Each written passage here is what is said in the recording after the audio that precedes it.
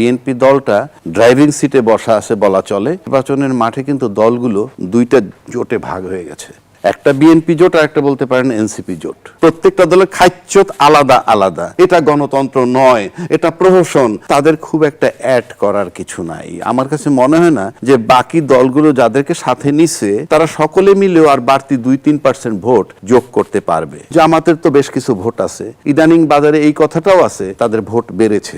সবাই কিছু vote carry করতেছে ওই জোটটার। বিএনপির উপরেই নির্ভরশীল সবাই, এবং ধানের শীষে ভোট করতেছে কেমনে? নিজের দলের আইডিওলজি বিকায়ে দিয়ে। কোন জোটের আদর্শ বলতেছি না। আপনি নির্বাচনের আগে যদি জোট করেন, এটা কোনো গণতন্ত্র পারমিট করে না। এই যে বললেন সালাউদ্দিন সাহেব বলছেন যে একটা দল নির্বাচন থেকে সরে যেতে চায়, এখন এটার ভিত্তি বা ইনফরমেশন ওনার কাছে কি আছে সেটা আমার জানা নাই। তবে যেহেতু তারা একেবারে রাজনীতির ভিতরে এবং সামনে নির্বাচন করতে যাচ্ছেন, এবং তারা বলতে গেলে মানে বিএনপি দলটা ড্রাইভিং সিটে বসা আছে বলা চলে, সেক্ষেত্রে তার কাছে এরকম ইনফরমেশন বা এরকম ধারণা থাকতেও পারে। সেটা নিয়ে আমি কোনো চ্যালেঞ্জ করছি না। কিন্তু নির্বাচনের মাঠটা আমরা যেভাবে দেখতেছি, তাতে আপনি দেখেন নির্বাচনের মাঠে কিন্তু দলগুলো দুইটা জোটে ভাগ হয়ে গেছে, একটা বিএনপি জোট আর একটা বলতে পারেন এনসিপি জোট। তার ভিতরে চরমনাই ছিল ওই জোটে, সেখান থেকে উনি সম্ভবত একেবারে আলাদা হয়ে গেছেন আজকে পর্যন্ত যেটুকু আমি জানি। এখন এই যে জোট দুইটা জোটে বিভক্ত হয়ে গেল, তাতে আপনি যদি দেখেন বিএনপির যে জোটটা, সেই জোটে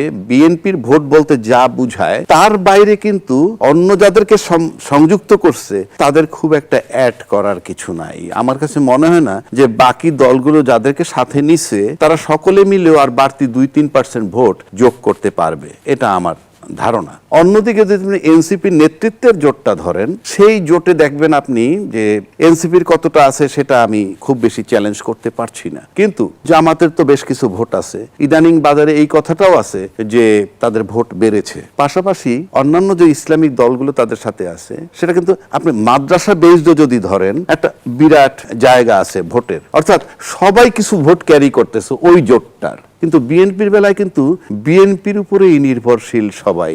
বিএনপির করুণার দিকে তাকাই আছে অন্যান্য জোটের লোকগুলো। কেউ আসতেছে ধানের শীষে ভোট করবে অন্য দলের, এবং ধানের শীষে ভোট করতেছে কেমনে?